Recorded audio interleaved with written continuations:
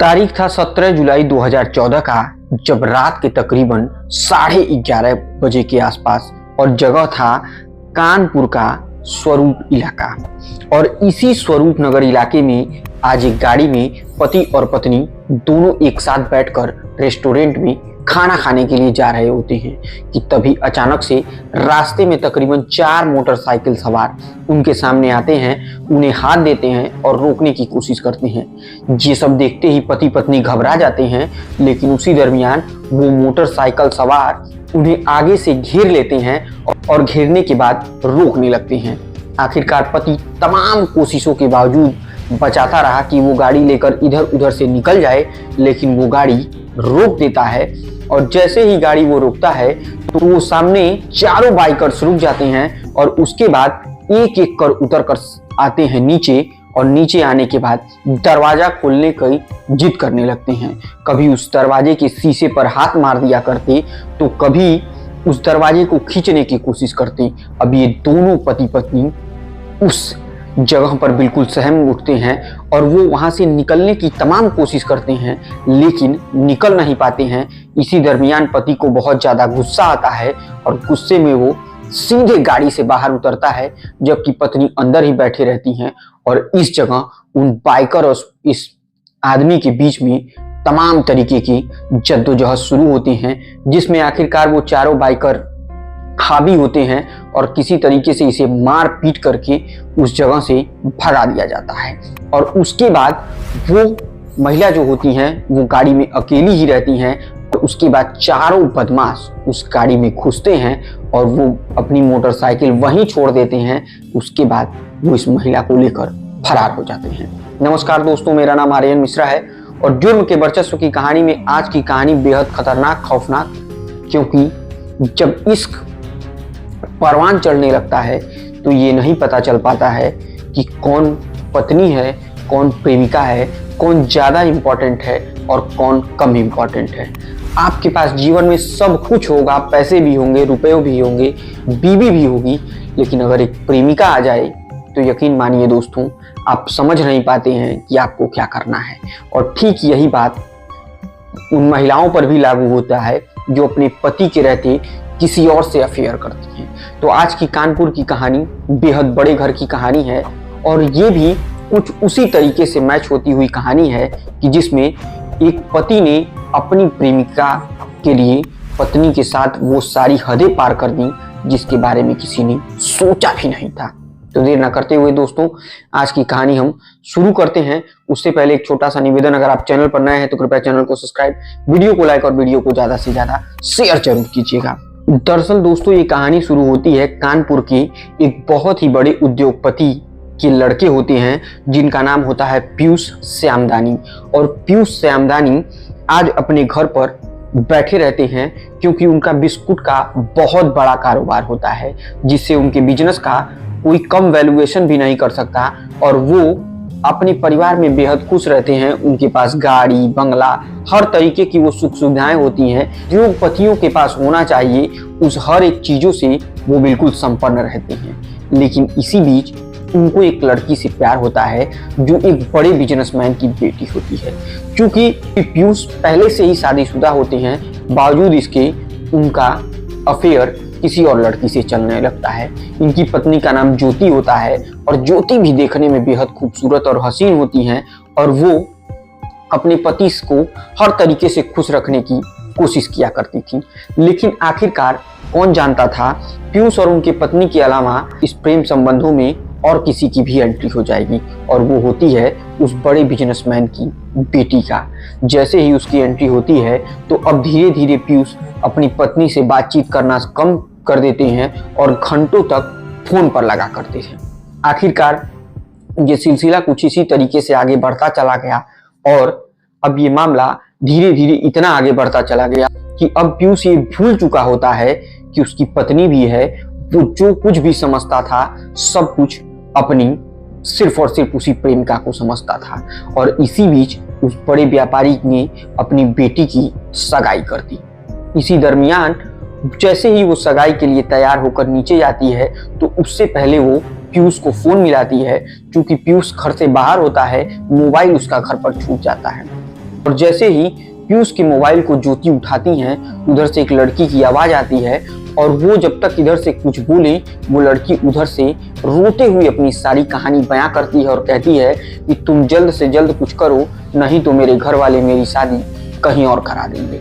अब ये बात सुनते ही उनकी पत्नी भड़क जाती हैं और उसके बाद उस प्रेमिका को काफी खरी खोटी सुनाती हैं, उन्हें समझाती हैं कि देखो, तुम अपने साथ साथ हम दोनों की भी जिंदगी बर्बाद कर रही हो, तो इसलिए सिर्फ और सिर्फ तुम अपने जीवन को देखो और जहां तुम्हारे माँ बाप तुम्हारे लिए जो शादी ढूंढ रहे हैं उससे शादी कर लो, हमारे बीच में आने की कोशिश मत करो। अब इस बात की खबर अभी तक पीयूष को नहीं चलती है और तमाम बातें होने के बाद फोन कट जाता है। अब जैसे ही पीयूष घर पर आता है तो ज्योति और पीयूष में जमकर लड़ाइयाँ होती हैं, बहसबाजी होती हैं और दोनों एक दूसरे को समझाने की काफी कोशिश करते हैं, लेकिन बावजूद इसके अब ज्योति मानने वाली नहीं थी।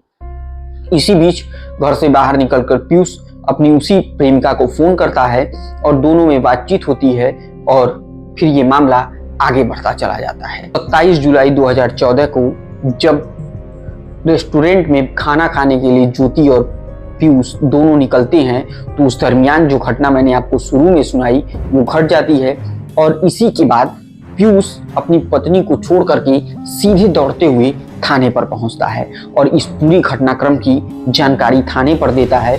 और थाने पर जैसे ही ये जानकारी दी जाती है तो यकीन मानिए दोस्तों, कानपुर की पुलिस महकमे में हड़कंप मच जाता है, क्योंकि एक बड़े उद्योगपति के घर की बहू के साथ कुछ ऐसा हो तो आप सोच सकते हैं दोस्तों कि प्रशासन किस कदर एक्टिव हो जाता है। और उसके बाद पुलिस बड़ी ही तेजी से फुर्ती दिखाते हुए जांच पड़ताल शुरू करती है और महज 2 घंटे के अंदर कानपुर के कल्याणपुर इलाके में पनकी रोड के पास कार में खून से लथपथ एक लाश मिलती है और वो लाश होती है ज्योति की। यकीन मानिए, जब पुलिस पहुंचती है, उस कार के दरवाजे को खोलती है तो देखती है कि उसमें एक महिला को चाकुओं से उसके गले पर, पीठ पर, चारों तरफ चाकुओं से वार किया गया होता है और कार की अगली सीट पर तमाम सारे खून पसरे हुए होते हैं। उसके बावजूद पुलिस इस पूरे वारदात की जांच पड़ताल शुरू करती है, पूछताछ करती है कि आखिर कौन वो शख्स है जो इस महिला का इतनी बेरहमी से कत्ल कर सकता है और क्यों उसने इतना बड़ा रिस्क लिया और आखिरकार उसने पति को छोड़ करके पत्नी को ही सिर्फ क्यों मारा। पुलिस को इस बात का शक हो जाता है। उसके बाद पुलिस धीरे धीरे इस पूरे मामला की जांच पड़ताल शुरू करती है और जांच पड़ताल में पता चलता है कि ज्योति मर्डर केस का कोई सुराग नहीं मिल पाता है। इसके बाद पुलिस को ये लगता है कि घटना स्थल से पति को सुरक्षित पुलिस स्टेशन आने के लिए समय कैसे मिल जाता है और कोई पति अपनी पत्नी को छोड़कर भाग कैसे सकता है। इसके बाद पुलिस प्रथम दृष्टिया सबसे पहले पीयूष को ही पूछताछ के लिए बुलाती है और जब उससे कड़ाई से पूछताछ किया जाता है, मौके वारदात पर जो गड़बड़ होने की सोच रही थी पुलिस, वो गड़बड़ी कुछ इस कदर सामने होता है और पुलिस के इस शक के आधार पर जैसे ही उसने इस पूरी घटनाक्रम की जानकारी ली, तब बाद में जाकर ये पता चला कि पीयूष ने ही अपने 4 लोगों को इस मामले में शामिल किया और इसके बाद इस पूरे घटनाक्रम को अंजाम दिया। उसने अपनी पत्नी की सुपारी दी क्योंकि उसका संबंध किसी और के साथ अवैध रूप से चल रहा था, जिसके बाद ये ज्योति उसका फोन उठा लेती है, फिर उसको खरी खोटी सुनाती है और उसकी प्रेमिका ने और पीयूष ने मिलकर आखिरकार ज्योति को रास्ते से हटाने का ये घिनौना कृत्य रचा।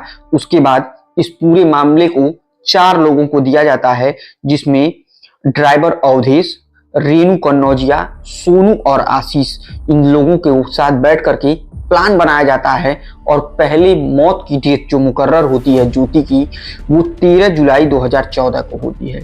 वो अपनी पत्नी के साथ किसी बहाने से घर से दूर लाएगा पीयूष और उसके बाद ये चारों लोग मिलकर उसे मार देंगे। हालांकि 13 जुलाई को इतनी तेजी से बारिश होती है कि ये प्लान नहीं सक्सेस हो पाता है। फिर इस प्लान को 20 तारीख को चुना जाता है। उस दिन भी बारिश के कारण वो भी प्लान नहीं सक्सेस होता है और आखिरकार मौत किसी को तीसरा मौका नहीं देती और 27 जुलाई पीयूष अपने मकसद में कामयाब हो जाता है। रेस्टोरेंट में खाना खिलाने के लिए वो कल्याणपुर रोड की तरफ गाड़ी को घुमा देता है और वहीं पर कुछ दूर जाकर अवधेश, सोनू, रेनू और आशीष ये चारों लोग बाइक से वहीं कार के सामने खड़ा करते हैं और उसके बाद इन लोगों ने पीयूष को देखते ही गाड़ी रोका और गाड़ी रोकने के बाद जैसे पीयूष बाहर निकला तो ज्योति को एहसास हो चुका था कि कुछ ना कुछ मेरे साथ गलत जरूर होने वाला है। हालांकि इस दरमियान वो पीयूष को गाड़ी से बाहर निकलने में बार बार मना करती रही। वो उसके शर्ट को पकड़ती है, उसे खींचती है और कहती है बार बार कि तुम मेरे साथ ये अच्छा नहीं कर रहे हो। लेकिन इन सब बातों का पीयूष के ऊपर कोई फर्क नहीं पड़ता है और आखिरकार वो उसे छोड़ देता है। इस दरमियान खींचतान में उसके काफी सारे पीयूष के बटन भी टूट जाते हैं, लेकिन वो उसको उसी गाड़ी में छोड़कर इन चारों के हवाले करके वहां से निकल जाता है। उसके बाद जैसे ही पुलिस को ये पूरी घटनाक्रम की जानकारी होती है तो पुलिस ने कॉल डिटेल निकलवाई। तब पता चला कि पिछले पीयूष की कत्ल वाली रात पीयूष और उसकी प्रेमिका के बीच तकरीबन 18 बार बात हुई थी। इतना ही नहीं, कत्ल से 6 महीने पहले 5500 बार दोनों के बीच कॉल में बातचीत और 2800 मैसेजों का आदान प्रदान किया गया था। और इस तरीके से जब पूरा गुनाह पीयूष कबूल करता है तो यकीन मानिए दोस्तों, इस पूरे घटनाक्रम को जानने के बाद पूरा कानपुर शहर हिल उठता है कि कोई पति अपनी पत्नी के साथ इस कदर की नीचता वाली हरकत कैसे कर सकता है। आखिरकार मामला कोर्ट में जाता है और कोर्ट में इन सभी को दोषी मानते हुए पुलिस ने 6 लोगों को उम्र कैद की सजा सुनाई। लेकिन बाद में ये मामला इलाहाबाद हाई कोर्ट जाता है और वहां से जो पीयूष की प्रेमिका होती है उसे बरी कर दिया जाता है और बाकी सारे लोगों को अभी भी उम्र कैद की सजा दे दी गई है। तो दोस्तों, प्रेम संबंधों में इस कदर अंधे ना हो जाइए कि अपने परिवार को भूल जाइए और अपने परिवार का ही दुश्मन बन जाइए। आखिरकार क्षणिक मात्र खुशियों के लिए जिस पूरे खौफनाक प्लान को रचा, उन्होंने उस प्लान का कोई मतलब नहीं निकला और प्रेमिका को भी उम्र कैद की सजा मिली और खुद पीयूष को भी उम्र कैद की सजा मिली। हालांकि बाद में प्रेमिका इस पूरे घटनाक्रम में शामिल तो जरूर थी, लेकिन वो बरी कर दी जाती है। आखिरकार अब पीयूष इस पूरे घटनाक्रम में अपनी पूरी जिंदगी जेल में गुजारेगा और ना उसकी प्रेमिका हुई, ना पत्नी हुई और ना ही घर वाले हुए। अब जेल में ही उसे रहना पड़ेगा। तो ये थी दोस्तों आज के जुर्म के वर्चस्व की कहानी। उम्मीद करते हैं इस कहानी से आप बहुत बड़ी सीख लिए होंगे अपने जीवन के लिए। कृपया चैनल को सब्सक्राइब, वीडियो को लाइक और वीडियो को ज़्यादा से ज़्यादा शेयर जरूर कीजिएगा। तब तक के लिए मुझे दीजिए इजाज़त। जय हिंद, जय भारत।